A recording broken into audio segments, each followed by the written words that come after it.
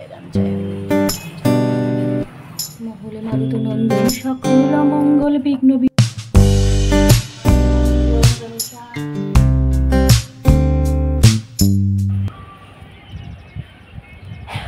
কত ফুল ফুটেছে দেখো, আর কি সুন্দর সুন্দর কালার দেখো। আর একটা টবে আমি সাদা আর এই কালারটা পিঙ্ক কালারটা রানী কালারটা পুঁতেছিলাম, দুটো গাছ হয়েছে, পুরো নয়নতারায় ভরে গেছে। আর এগুলো কিন্তু সব হাইব্রিডের, জানো তো, মানে দেশি নয়নতারা না, হাইব্রিডের নয়নতারা। আর আজকে সকাল সকাল ওয়েদারটা দেখে আমার এত ভালো লাগছে কি বলবো। এখনও কিন্তু রোদ মোটামুটি ওঠেনি, ঠিক আছে, এখনও পর্যন্ত ওয়েদারটা ভীষণ চার্মিং রয়েছে। একটা মেঘলা মেঘলা ওয়েদার, দেখে মনে হচ্ছে বৃষ্টি হবে হবে, কিন্তু জানি না এই বেলা বাড়লে কী হবে। তো চলো, আজকের থেকে আবার মেয়ের স্কুল শুরু হয়ে যাচ্ছে, আবার নতুন সেই রুটিনে ফিরে যেতে হবে বন্ধুরা। তো চলো, আর বেশি বক বক করছি না। ছাদে এসেছিলাম একটু হাঁটতে, মানে মর্নিং ওয়াকটা ছাদেই করছিলাম আজকে, খুব ভালো লাগে না এই ছাদটায় আমার মর্নিং ওয়াক করতে ভীষণ ভালো লাগে। আর দেখো এখানটা পাখি বসে আছে। তো চলো বন্ধুরা, গুড মর্নিং। তো তোমাদের বলে দিই, এখান থেকে গুড মর্নিংটা বলি। Good morning everyone, welcome to my channel, আমি শর্মিষ্ঠা। তো বন্ধুরা, নতুন একটা ব্লগে তোমাদের সবাইকে স্বাগত। আর দেখো এখানে গোলাপ ফুলটা কি সুন্দর ফুটেছে, কালারটা দেখো হালকা পিঙ্ক কালার। অনেক দিন ভাবছি নার্সারি যাবো কিন্তু না আর এই রোদের জন্য যেতে পারছি না। যদি আজকে ওয়েদারটা ভালো থাকে তাহলে যাবো, জানো তো, আর তোমাদের সাথে শেয়ার করবো। এই গাছ, এই ফুলটা দেখো, জবা ফুলটা কি সুন্দর কালার। তো চলো, আর বেশি বক বক করছি না। মেয়েকে ডেকে এসেছি, মেয়ে উঠে গেছে, ব্রাশ করছে। আমি যদি ব্রাশটা কর, আমি এক্ষুনি ছাদ থেকে ঘুরে আসছি। তো চলো। এই তো বন্ধুরা, ফুল এনার্জি নিয়ে এইবারে কিন্তু আমি সংসারের কাছে লেগে পড়বো। এখন অনেকটা তাড়াতাড়ি ঘুম থেকে উঠি বলে না, বাইরের কাজগুলো খুব তাড়াতাড়ি কিন্তু রোদ ওঠার আগেই আমার কমপ্লিট হয়ে যায়। আসলে আমি চেষ্টাই করি যে বাইরের কাজগুলোকে আগে কমপ্লিট করা, কেন এমনিতে গরম, তার উপর যদি রোদ উঠে যায় তাহলে আমারই না কষ্ট হবে। আর তারপর ঘরের কাজগুলো কিন্তু ধীরে সুস্থে আস্তে আস্তেও করা যাবে, তাড়াহুড়োর কিছু ব্যাপার নেই। আর এখানে দেখো মেয়ের জলের বোতল, টিফিন বক্সটাও রেডি করে দিলাম। আমার মেয়ে কিন্তু এখন টিফিনে শুধুমাত্র শুকনো কিছু খাবার নিচ্ছে। তোর বাবা বললো রেনকোটটা ব্যাগে দিয়ে দেবে, ওই জন্য তো বৃষ্টি হয় না এইসব মানুষদের জন্য। বৃষ্টি হবার আগেই বলছে রেনকোট দিয়ে দেবে।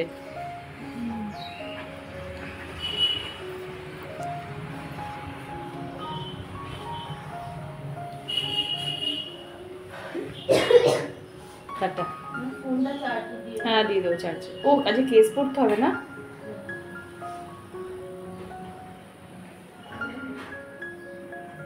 এদিকে বন্ধুরা, হাজব্যান্ড আর মেয়ে দুগ্গা করলো, যে যার কাজের গন্তব্যস্থলে বেরিয়ে গেল। এইবারে আমি আস্তে ধীরে সংসারের মানে ঘরের কাজগুলো করব।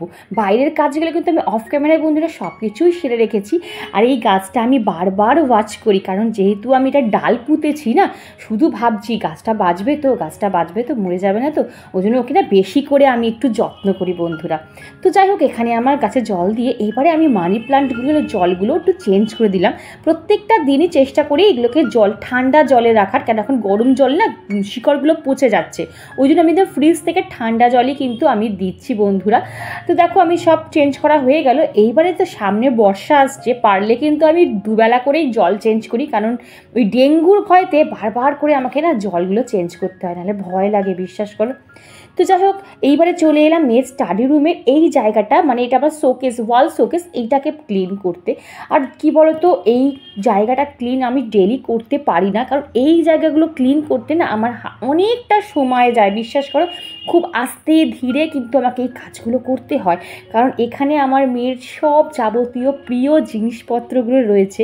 একটা যদি তাড়াহুড়োর মধ্যে ভেঙে যায় তো ব্যাস, আমার কিন্তু রেহাই নেই, ও কান্নাকাটি করে অবস্থা খারাপ করে দেবে। তো যাই হোক বন্ধুরা, আমি আজকে যেহেতু অনেকটা হাতে সময় আছে, আমি আগের দিন রাতে সেট আপই করে নিয়েছিলাম যে আজকে আমি এই সেলফটা পরিষ্কার করবই করব। তো যেটা মনে করেছি সেটা করেই নিয়েছি। তো আমার কিন্তু মোটামুটি দেখো পুরো সেলফটাই কিন্তু পরিষ্কার করা হয়ে গেছে। এখানে আমি একটা কথা বলে দিই, আমি রান্নাঘর যে এইভাবে সব কিছু নামিয়ে সরিয়ে পরিষ্কার কিন্তু সপ্তাহে 2 দিন করি। তো আজকে সেই ডে, আজকে যেহেতু অনেকটা তোমাদের বারবার বলছি সকালে উঠেছি, আসলে কী বলতো, সকালে ওঠার অনেক ফায়দা রয়েছে, বিশেষ করে অনেক লাভ রয়েছে, তুমি অনেক কাজ সংসারের কিন্তু করে নিতে পারবে। তো যাই হোক দেখো, আমি কিন্তু এডিট করে দেখাচ্ছি বলে তোমরা বুঝতে পারছো না, আমি সব জিনিসপত্র কিন্তু নামিয়ে তারপরে ভালো করে কিন্তু ক্লিন করছি। আর সত্যি কথা বলতে গেলে এই অভ্যাসগুলোই না আমার রান্নাঘর পরিষ্কার জীবাণুমুক্ত, ইভেন বলতে পারো পোকামাকড় মুক্ত থাকে, যেহেতু আমি প্রত্যেকটা জিনিস ভালো করে ডিপ ক্লিন করার চেষ্টা করি বন্ধুরা। আর যা যা দেখি আমি সব কিছু চেক করি। যখনই আমি ডিপ ক্লিন করি না, তখনই আমি কিন্তু ভালো করে কৌটো কাউটি সব ভালো করে দেখে নিই যে আমার কিছু মানে অবাঞ্ছিত জিনিস নেই তো, যেগুলো আমার দরকার নেই, সেগুলো পড়ে রয়েছে সেরকম কোনো জিনিস নেই তো, তাহলে কিন্তু আগে আমি সেগুলোকে ডিলিট করি, সেগুলোকে আগে বার করে দিই। কথা বলতে বলতে আমার রান্নাঘরটা পরিষ্কার করা হয়ে গেছে। তো বন্ধুরা দেখো, এবার আমি চায়ের জলটাও চাপিয়ে দিলাম। আমি তোমার সাথে একটা কথাই শেয়ার করবো, রান্নাঘর ছোট হোক বড় হোক, নন মডিউলার হোক মডিউলার হোক, সেটাকে মেনটেন করা বা সেটাকে পরিষ্কার রাখা কিন্তু আমাদেরই দায়িত্ব। তুমি যত ভালোভাবে তোমার রান্নাঘর মেনটেন রাখতে পারবে বা পরিষ্কার রাখতে পারবে, তত কিন্তু তোমার রান্নাঘরে তেল ময়লা বলো বা পোকামাকড়ের হাত থেকে তোমার মুক্তি পাওয়া যাবে। তো যাই হোক দেখো, এবারে আমি চলে এলাম বেডরুমটা ক্লিন করতে। ওখানে চায়ের পাতাটা ভিজিয়ে দিয়ে এসেছি, কারণ চায়ের পাতা ভিজতে মোটামুটি 4-5 মিনিট টাইম লাগে। ততক্ষণ আমার বেডরুমের কিছুটা কাজও কিন্তু এগিয়ে যাবে। আর বাইরে দেখো কি পরিমাণে রোদের তেজ। মাঝে মাঝেই না আমি কাজ করতে করতে একটু ভাবুক টাইপের হয়ে যাই, মানে একটু বাইরের দৃশ্য দেখে ফেলি। ওই ঘরের আলমারি, খাট, শোকেস এইগুলো দেখাচ্ছে। মাঝে মাঝে চোখটা যদি আমরা সবুজের দিকে দিই বা বাইরে কোনো যে জায়গার ভালো কিছু দেখি, তাহলে মনে হয় একটু হলেও কাজে এনার্জি পাওয়া যায়। তো দেখো মোটামুটি এবার আমি শোকেসগুলো প্রত্যেক দিন তোমরা দেখো শোকেসগুলো আমি ঝেড়ে নিচ্ছি। আমি কিছু কিছু বন্ধুর এমন এমন কমেন্ট পাই, যে কমেন্টগুলো পড়ে আমার মনে হয় যে আমার সেই বন্ধুগুলো সত্যি বলতে হয় পুরো ব্লগটা আমার তারা দেখে, কারণ খুব পুঙ্খানুপুঙ্খানুক ছোট্ট খাট্ট জিনিস তারা কি সুন্দর আমাকে বলে। তখন না সত্যি কথা মনে হয় যে না, এই যে পরিশ্রম করছি হয়তো আমি সার্থকতা লাভ করেছি।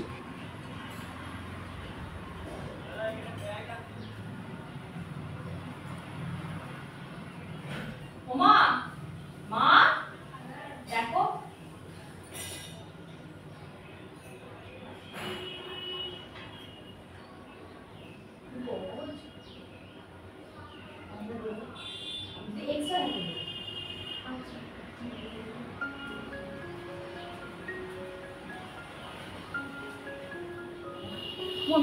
আমি খাবো না তো, তরকা হয়েছে, তরকা দিয়ে খাও। তরকা আমি খাই না, তোমারটা আমি খাবো না। তাহলে আমি শুধু এমনি রসা দিয়ে খেয়ে নেবো বা চিনি দিয়ে খেয়ে নেবো। একটা খাবো, আমার দুটো খাবো না। আরে দুটো আমি, আর তোমার ঠিক আছে আমি আচ্ছা হাতের হাঁড়ি ঢাকা বলে ঠিক আছে ঠিক আছে। যাই হোক, ক্যামেরাটা অন ছিল বন্ধুরা। আর এখানে আমার শাশুড়ি মা আমাকে এসে দুখানা পরোটা দিয়ে গেছে। সকালবেলায় আজকে পরোটার গন্ধ পাচ্ছিলাম, মা যে টিফিনে বোধহয় পরোটা করছিল। তো মাকে বললাম, মা তুমি পরোটা করছো, তাহলে আমাকে দুটো পরোটা তোমার যদি এক্সট্রা থাকে আমাকে দিয়ে যাও, আমি কিন্তু টিফিনে আজকে পরোটাই খাবো। মাঝে মাঝে দেখবে একটু পরোটা লুচি খেতে ইচ্ছা করে। তো যাই হোক, মা ওখানে পরোটা দিয়ে গেল, আমার পরোটা খাওয়া শেষ হয়ে গেছে। তো আবার চলে এলাম কিন্তু আমি ক্লিনিং ডাস্টিংয়ে। আর এখানে দেখো কয়েকটা জামা কাপড় না ইস্ত্রি করা আছে, সেইগুলোকে আবার তুলে রাখছি জায়গায়। কি জানো তো বন্ধুরা, আমি অনেককে দেখি কি সুন্দর পার্ট বাই পার্ট জামা কাপড় পার্ট করে রাখে। আমি না একদম পারি না, মানে এদিক দিয়ে পার্ট করি তো ওদিক দিয়ে খুলে যায়, এদিক দিয়ে পার্ট করি ওদিক দিয়ে খুলে যায়। তবে হ্যাঁ, আমি কিন্তু চেষ্টা করছি, আমি কিন্তু এখনও শিখছি বন্ধুরা। আমি প্রত্যেক দিন যেটা আমার কমতি আছে সেটা আমি শেখার চেষ্টা করি।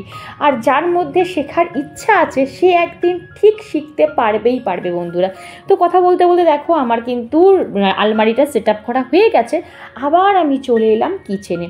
আজকে রান্না করব পনির বন্ধুরা। আজকে মোটামুটি পুরোপুরি বলতে পারো নিরামিষই হবে, তবে পনিরটা নিরামিষ করব না, পনিরটা একটু চিলি পনিরের স্টাইলে করব, বাট পুরোপুরি আবার চিলি পনির নয়।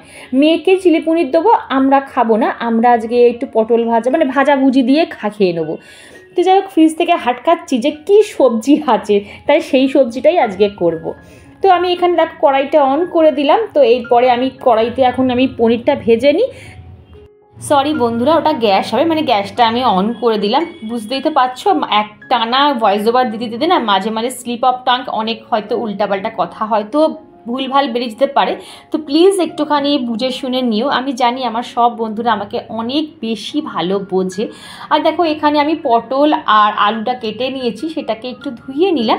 আর এখানে আমার পনিরটাকে এপিটোপিট করে ভেজে আমি একটু নুন জলে 10 মিনিট ডুবিয়ে রেখে দেবো বন্ধুরা। তো কথা বলতে বলতে আমার একটা সাবস্ক্রাইবার বন্ধুর কমেন্ট পড়ে নি। তো রিনা, তুমি যে কমেন্টটা করেছো, আমি আজকে পুরো তোমার কমেন্টটা নিয়ে ডিসকাস করব না। তোমাকে আমি একটাই কথা বলবো, আমি জানি না তোমার জীবনে তুমি কতটা সমস্যায় পড়েছো বা তুমি কতটা সমস্যায় রয়েছো। আমি শুধু বলবো মাথায় উল্টাপাল্টা চিন্তা না এনে কিভাবে এর থেকে বেরোনো যায় বা এই প্রবলেম থেকে কীভাবে তুমি ওভারকাম করবে, তুমি সেটা নিয়ে ভাবো। নিজেকে এমনভাবে তৈরি করো ডিয়ার যাতে সব রকম প্রবলেম তোমার কাছে ছোট মনে হয়। আর মরে যাওয়ার কথা বলছো, মরে যাওয়ার কথা তো ভিতুরা বলে। যারা মেরুদণ্ডহীন হয়, যারা লড়ার ক্ষমতা যাদের থাকে না, যারা সব কিছুতে ভয় পায়, পিঠ বাঁচাতে চায়, তারাই কিন্তু মরার কথা বলে বন্ধুরা। তো আশা করি তুমি আমার কথাটা বুঝতে পেরেছো। এই নিয়ে আমি পুরো একদম কি বলবো ডিটেলসে একটা ভিডিও তোমার জন্য আনবো বন্ধুরা, একটু ওয়েট করো। আর এখানে দেখো তোমাদের সাথে আমি আর চিলি পনিরটা শেয়ার করলাম না, শুধু নামানোর আগে একটু গোলমরিচ আর একটু কাসুরি মেথি ভালো করে ক্রাশ করে দিয়ে দিয়েছিলাম। আর এই দেখো আমার চিলি পনিরটা কিন্তু টোটালি রেডি, যেহেতু শুধুমাত্র মেয়ে খাবে তো তাই জন্য অল্প করেই করেছি। আর এখানে আমার সব রান্না বান্না কমপ্লিট হয়ে গেছে। রান্না করার পর তোমরা প্রত্যেক দিন দেখো যে এই কাজটা আমার থাকে, মানে একদম ঘর দোর অন্ধকার করে এইবারে কিন্তু আমি 10 মিনিট একটু রেস্ট নেবো, কারণ যা পরিমাণে গরম বের লাগছে না, মনে হয় যতক্ষণ না ঘর দোরগুলো অন্ধকার করতে পারছি ততক্ষণ ভালো লাগছে না।